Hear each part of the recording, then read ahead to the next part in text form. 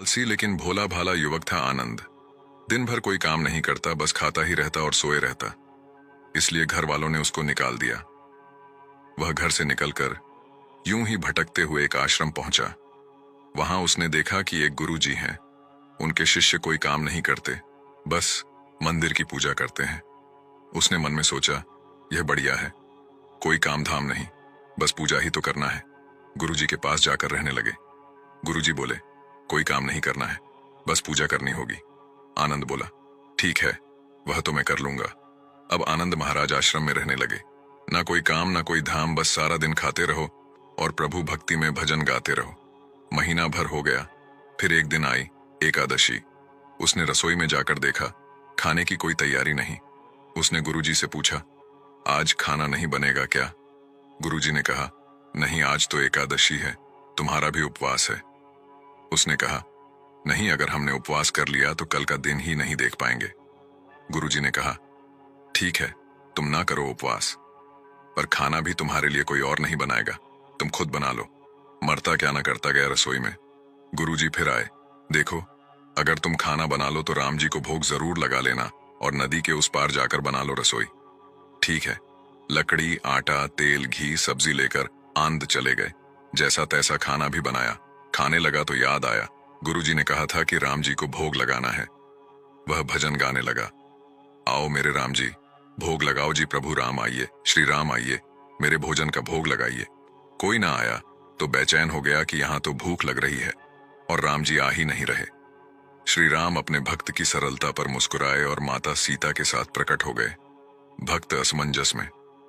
गुरुजी ने तो कहा था कि राम जी आएंगे, पर यहां तो माता सीता भी आई हैं और मैंने तो भोजन बस 2 लोगों का बनाया है। चलो, कोई बात नहीं, आज इन्हें ही खिला देते हैं। बोला, प्रभु मैं भूखा रह गया, लेकिन मुझे आप दोनों को देखकर बड़ा अच्छा लग रहा है। लेकिन अगली एकादशी पर ऐसा ना करना, पहले बता देना कि कितने जन आ रहे हो, और हाँ, थोड़ा जल्दी आ जाना। राम जी उसकी बात पर मुदित हुए, प्रसाद ग्रहण करके चले गए। अगली एकादशी तक यह भोला मानस सब भूल गया। उसे लगा प्रभु ऐसे ही आते होंगे और प्रसाद ग्रहण करते होंगे। फिर एकादशी आई। गुरुजी से कहा, मैं चला अपना खाना बनाने, पर गुरुजी थोड़ा ज्यादा अनाज लगेगा, वहां 2 लोग आते हैं। गुरुजी मुस्कुराए, भूख के मारे बावला है, ठीक है, ले जा और अनाज ले जा। अब की बार उसने 3 लोगों का खाना बनाया। फिर गुहार लगाई, प्रभु राम आइए, सीताराम आइए, मेरे भोजन का भोग लगाइए। प्रभु की महिमा भी निराली है। भक्त के साथ कौतुक करने में उन्हें भी बहुत मजा आता है। इस बार वे अपने भाई लक्ष्मण, भरत, शत्रुघ्न और हनुमान जी को लेकर आ गए। भक्त को चक्कर आ गए, यह क्या हुआ? एक का भोजन बनाया तो 2 आए, आज 2 का खाना ज्यादा बनाया तो पूरा खानदान आ गया। लगता है आज भी भूखा ही रहना पड़ेगा। सबको भोजन लगाया और बैठे बैठे देखता रहा। अनजाने ही उसकी भी एकादशी हो गई। फिर अगली एकादशी आने से पहले गुरुजी से कहा, गुरुजी, ये आपके प्रभु राम जी अकेले क्यों नहीं आते? हर बार कितने सारे लोग ले आते हैं, इस बार अनाज ज्यादा देना। गुरुजी को लगा, कहीं यह अनाज बेचता तो नहीं है, देखना पड़ेगा जाकर। भंडार में कहा, इसे जितना अनाज चाहिए दे दो, और छुपकर उसे देखने चल पड़े।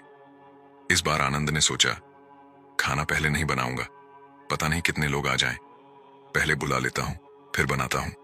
फिर टेर लगाई, प्रभु राम आइए, श्री राम आइए, मेरे भोजन का भोग लगाइए। सारा राम दरबार मौजूद। इस बार तो हनुमान जी भी साथ आए, लेकिन यह क्या, प्रसाद तो तैयार ही नहीं है। भक्त ठहरा भोला भाला, बोला, प्रभु इस बार मैंने खाना नहीं बनाया। प्रभु ने पूछा, क्यों? बोला, मुझे मिलेगा तो है नहीं, फिर क्या फायदा बनाने का, आप ही बना लो और खुद ही खा लो। राम जी मुस्कुराए। सीता माता भी गदगद हो गई उसके मासूम जवाब से। लक्ष्मण जी बोले, क्या करें प्रभु? प्रभु बोले, भक्त की इच्छा है, पूरी तो करनी होगी, चलो लग जाओ काम से। लक्ष्मण जी ने लकड़ी उठाई, माता सीता आटा सानने लगी। भक्त एक तरफ बैठकर देखता रहा। माता सीता रसोई बना रही थी तो कई ऋषि मुनि, यक्ष, गंधर्व प्रसाद लेने आने लगे। इधर गुरुजी ने देखा, खाना तो बना नहीं, भक्त एक कोने में बैठा है। पूछा, बेटा क्या बात है, खाना क्यों नहीं बनाया? बोला, अच्छा किया गुरुजी आप आ गए, देखिए कितने लोग आते हैं प्रभु के साथ। गुरुजी बोले, मुझे तो कुछ नहीं दिख रहा, तुम्हारे और अनाज के सिवा भक्त ने माथा पकड़ लिया।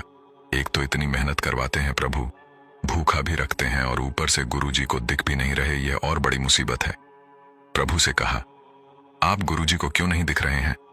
प्रभु बोले, मैं उन्हें नहीं दिख सकता। आनंद बोला, वे तो बड़े पंडित हैं, ज्ञानी हैं, विद्वान हैं, उन्हें तो बहुत कुछ आता है, उनको क्यों नहीं दिखते आप? प्रभु बोले, माना कि उनको सब आता है, पर वे सरल नहीं है तुम्हारी तरह, इसलिए उनको नहीं दिख सकता। आनंद ने गुरुजी से कहा, गुरुजी, प्रभु कह रहे हैं आप सरल नहीं हैं, इसीलिए आपको नहीं दिखेंगे। गुरुजी रोने लगे, वाकई मैंने सब कुछ पाया, पर सरलता नहीं पा सका तुम्हारी तरह, और प्रभु तो मन की सरलता से ही मिलते हैं। प्रभु प्रकट हो गए और गुरुजी को भी दर्शन दिए। इस तरह एक भक्त के कहने पर प्रभु ने रसोई भी बनाई। भक्ति का प्रथम मार्ग सरलता है। जय सिया राम, जय जय सिया राम।